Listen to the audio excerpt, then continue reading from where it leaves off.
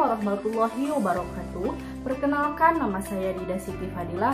Saya dari program studi pendidikan guru sekolah dasar tingkat 2A Universitas Muhammadiyah Tasikmalaya. Di sini saya akan memaparkan tentang prinsip dan ajaran Islam dalam ilmu pendidikan. Baik, langsung saja yang pertama yaitu ilmu pendidikan dalam perspektif Islam. Ilmu dari sudut bahasa berasal dari perkataan Arab, itu alima, yang berarti mengetahui atau perbuatan yang bertujuan untuk mengetahui tentang sesuatu dengan sebenarnya. Selama ini dan bahkan sampai saat ini masih cukup banyak di antara kita yang memandang ilmu itu secara dikotomis, yakni ada ilmu agama tersendiri dan ilmu umum secara tersendiri pula. Keduanya seakan berdiri sendiri-sendiri tanpa ada kaitan sama sekali. Akibatnya, kedua ilmu ini semakin jauh dan tidak pernah berinteraksi secara harmonis. Sehingga apabila ada orang yang ahli dalam suatu bidang ilmu pengetahuan tertentu, belum pasti dia itu mengetahui tentang posisi ilmu agama dalam ilmu tersebut. Dan demikian juga sebaliknya. Nah, di antara ilmu-ilmu agama yang utama sekali pada nilai Allah Subhanahu wa Ta'ala adalah ilmu agama yang telah diwahyukan kepada Rasul-Nya. Sebabnya karena ilmu agama ini diturunkan oleh Allah Subhanahu wa Ta'ala dengan dua tujuan. Yang pertama yaitu karena mengaturkan hubungan manusia sesama manusia dan mengatur hubungan manusia dengan Allah Subhanahu wa Ta'ala. Dengan ilmu agama ini, Allah Subhanahu wa Ta'ala mengajar mereka adab peraturan yang jika diamalkan oleh seseorang akan hidup ia dengan saudara-saudaranya, manusia yang lain, dalam keadaan kasih mesra dan bersih suci dari perasaan hasad dan dengki.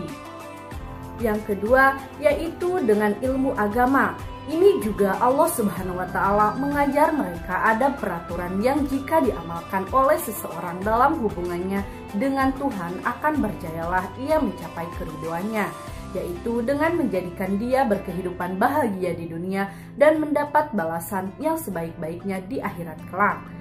Nah, yang kedua yaitu penerapan ilmu berbasis sunatullah dan qadarullah. Yang pertama yaitu pengertian sunatullah. Kata sunatullah dari segi bahasa terdiri dari kata sunnah dan Allah. Kata sunnah antara lain berarti kebiasaan. Sunatullah adalah kebiasaan-kebiasaan Allah dalam memperlakukan masyarakat.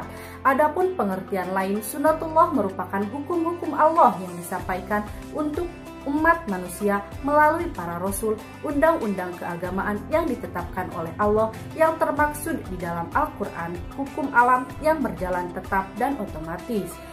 Yang kedua yaitu ilmu berdasarkan sunnatullah, segala bentuk ilmu pengetahuan beserta segala teori dan rumus di dalamnya yang dikenal dan dicapai oleh manusia secara amat objektif atau sesuai dengan fakta, kenyataan, kebenaran secara apa adanya tanpa ditambah dan dikurangi.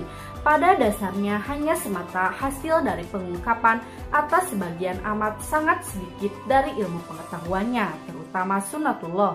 Bahkan nantinya segala bentuk ilmu pengetahuan yang belum dikenal juga hanya hasil dari usaha mengungkap atau memformulasikan sunnatullah yang justru telah ditentukan atau ditetapkannya sebelum awal penciptaan alam semesta ini.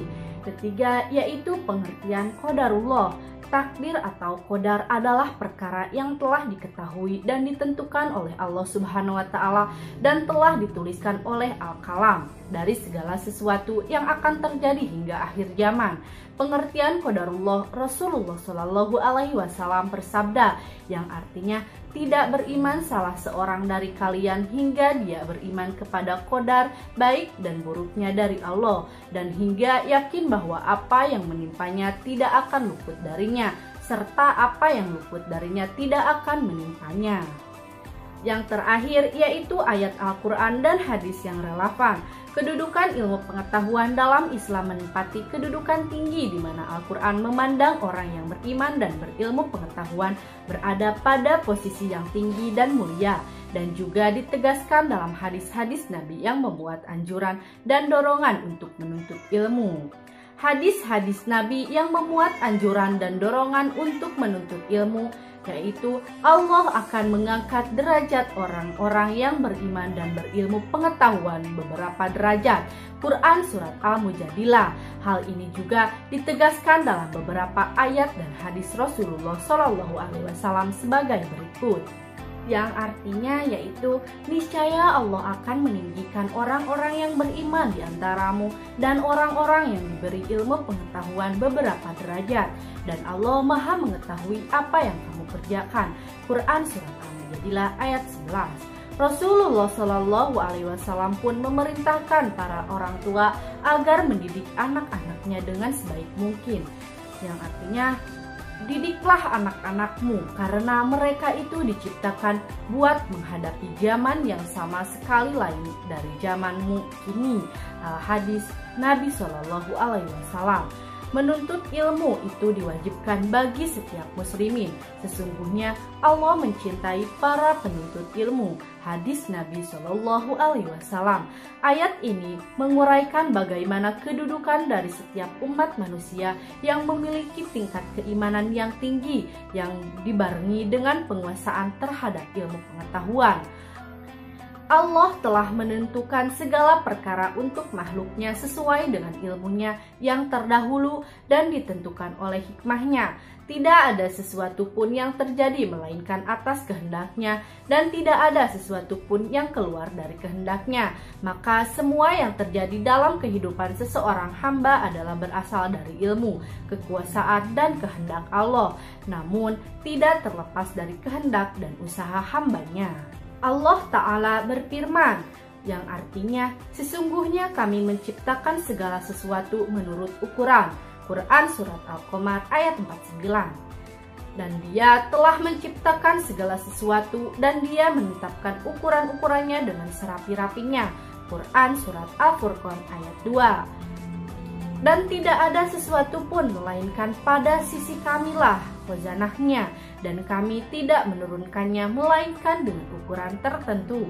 Quran Surat Al-Hijr ayat 21. Nah, jadi kesimpulannya yaitu ilmu yang benar menurut syariat Islam adalah ilmu yang bersumber dari Al-Quran dan As-Sunnah serta tanda-tanda kekuasaan Allah Subhanahu wa Ta'ala di alam semesta ini. Dalam Al-Quran maupun As-Sunnah, kita sebagai umat Islam diperintahkan untuk menuntut ilmu dan dihukumi wajib, karena sesungguhnya ilmu merupakan syarat utama diterimanya suatu amalan. Ilmu pada dasarnya memiliki banyak keutamaan. 3 diantaranya adalah ilmu dapat mengangkat derajat pemiliknya seorang mukmin di atas hamba lainnya. Allah Subhanahu wa Ta'ala akan memudahkan bagi orang yang berilmu jalan menuju surga. Seluruh makhluk akan memintakan ampunan bagi penuntut ilmu.